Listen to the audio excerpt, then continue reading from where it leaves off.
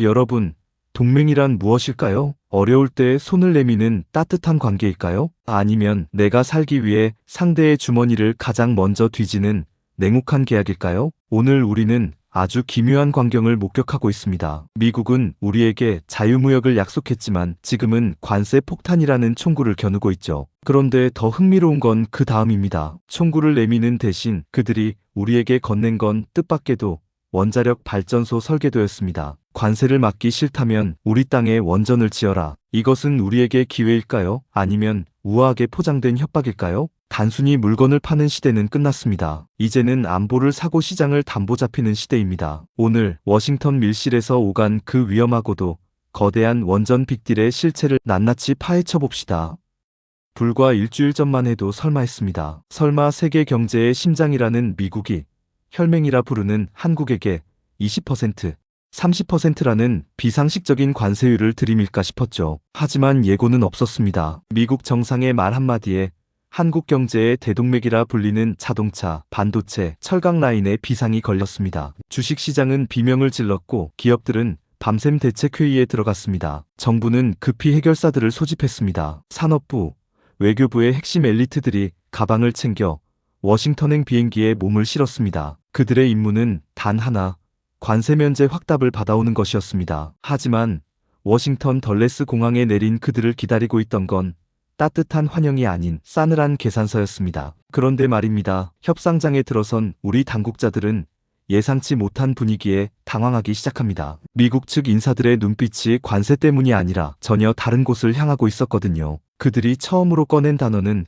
관세가 아니었습니다. 관세를 깎아달라고요? 좋습니다. 그런데 말입니다. 한국은 우리에게 무엇을 줄 수 있습니까?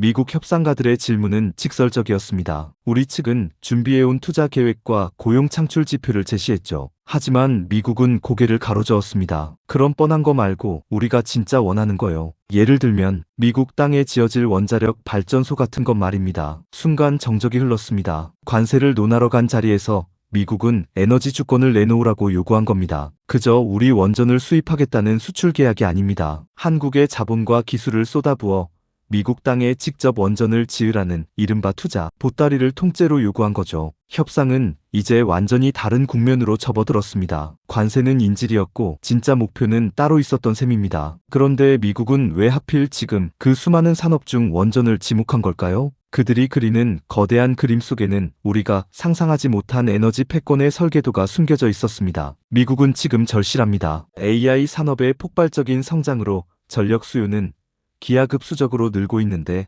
노후화된 발전시설로는 이를 감당할 수 없습니다. 테크 기업들은 24시간 돌아가는 무탄소 에너지를 원하죠. 미국 입장에서 원전은 선택이 아닌 생존입니다. 하지만 미국은 지난 수십 년간 원전 건설 공급망이 붕괴되었습니다. 기술은 있지만 직접 지을 체력은 떨어진 상태죠. 여기서 한국이 등장합니다. 전 세계에서 정해진 예산 안에 정해진 기한을 맞춰 원전을 지을 수 있는 나라는 사실상 한국뿐입니다. 미국은 우리 기술력을 탐내고 있습니다. 하지만 단순히 사오는 건 자존심 상하고 비용도 많이 듭니다. 그러니 우리 땅에 와서 너네 돈으로 지어라. 그러면 관세는 봐줄게라는 논리를 펴는 겁니다. 이것은 조선업협력이나 천연가스 도입과는 차원이 다른 요구입니다. 수십 년을 내다봐야 하는 국가기관 산업의 뿌리를 미국에 내리라는 소리니까요. 그런데 미국은 이 제안을 던지면서 아주 영리한 무기를 하나 더 꺼내들었습니다. 바로 우리의 영원한 라이벌 일본입니다. 일본은 벌써 긍정적인 답을 줬는데 한국은 고민이 너무 많네요.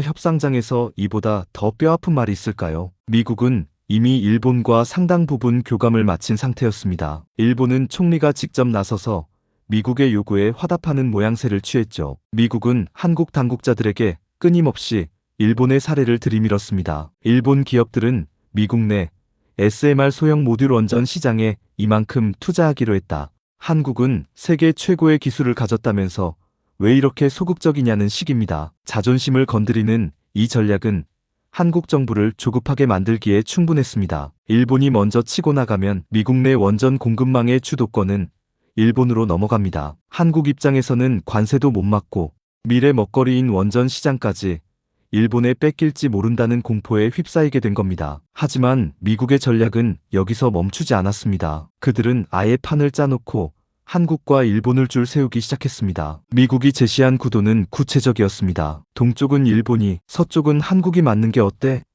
같은 구역 나누기입니다. 이른바 원전 건설 할당제죠. 동맹국끼리 서로 경쟁하게 만들어 누가 더 좋은 조건을 제시하는지 지켜보겠다는 심산입니다. 이것은 전형적인 갈라치기 전술입니다. 한국과 일본이 손을 잡고 공동 대응할 틈을 주지 않는 것이죠. 미국 입장에서는 꽃놀이패입니다. 두 나라가 경쟁적으로 투자를 늘리면 미국은 가만히 앉아서 인프라를 확충하고 고용을 창출할 수 있으니까요. 하지만 이 화려한 설계 뒤에는 거대한 함정이 숨어 있었습니다. 미국은 우리에게 투자를 요구하면서도 정작 우리가 일하기 편한 환경은 만들어주지 않고 있었거든요. 오히려 우리 정부의 태도를 문제 삼으며 압박의 수위를 높였습니다. 그들이 꼬집은 우리의 치부는 무엇이었을까요? 미국은 집요했습니다. 말로는 투자한다고 하는데 왜 한국 국회에서는 관련 법안이 통과되지 않느냐고 따져 물었습니다. 소위 대미투자 특별법이나 원전 지원, 예산이 정치권의 공방 속에 묶여있는 것을 미국은 정확히 알고 있었습니다. 미국 정부는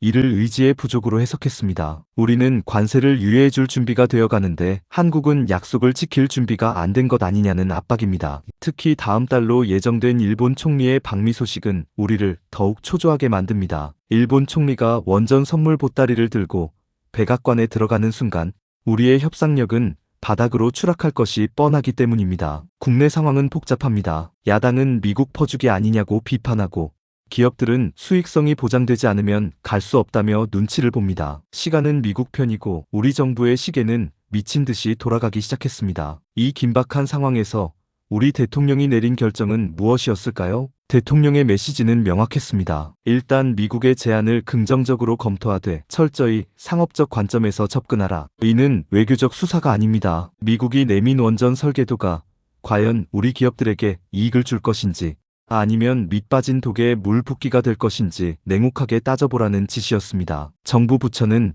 즉시 실익계산기를 두드리기 시작했습니다. 미국의 원전 건설 단가는 한국보다 훨씬 높고 각종 규제와 노동 환경도 까다롭습니다. 자칫 잘못하면 관세 면제라는 사탕을 받으려다 수조 원대 적자라는 독사과를 먹을 수도 있는 상황입니다. 하지만 여기서 물러서면 관세 폭탄이 우리 주력 산업을 강타할 것입니다. 진퇴양난의 상황. 우리는 과연 이 원전 빅딜을 제2의 중동붐으로 만들 수 있을까요? 아니면 역사상 가장 비싼 관세 면제권을 사게 되는 걸까요? 이제 결론을 내려야 할 시간이 다가오고 있습니다. 결국 본질은 이것입니다. 우리가 미국에 짓는 원전이 우리의 수출, 경쟁력을 강화하는 교두보가 될 것인가? 아니면 우리 국부와 기술이 빠져나가는 자본 유출의 시작점이 될 것인가? 만약 우리가 이 협상을 잘 이끌어내어 미국 내 공급망을 장악한다면 향후 100년의 에너지 패권을 쥐게 될지도 모릅니다. 하지만 미국의 압박에 떠밀려 불리한 조건으로 계약을 맺는다면 우리 기업들은 관세를 피하기 위해 거대한 적자를 감수해야 하는 모순에 빠질 것입니다. 이제 공은 다시 우리 정부와 기업의 손으로 넘어왔습니다. 다음 달 일본 총리의 방미 전까지 우리는 미국이 거절할 수 없는, 그러면서도 우리에게 실익이 되는 제3의 안을 찾아내야 합니다. 오늘의 내용을 정리하면 첫째, 관세는 미끼였습니다. 미국의 진짜 목적은 한국의 자본과 기술을 활용한 미국 내 원전 재건입니다. 둘째, 일본을 이용한 비교와 압박, 일본을 경쟁자로 세워 한국의 조급함을 자극하는 고도의 심리전을 펴고 있습니다. 셋째, 관세 면제의 대가가 원전 적자라면 실패한 협상입니다. 정부는 이제 상업적 타당성이라는 시험대 위에 섰습니다. 과연 대한민국은 이 거대한 압박을 뚫고 위기를 기회로 바꿀 수 있을까요? 아니면 미국의 전략에 휘말려 가장 비싼 수업료를 내게 될까요? 여러분의 생각은 어떠신가요? 댓글로 남겨주세요. 그럼 감사합니다.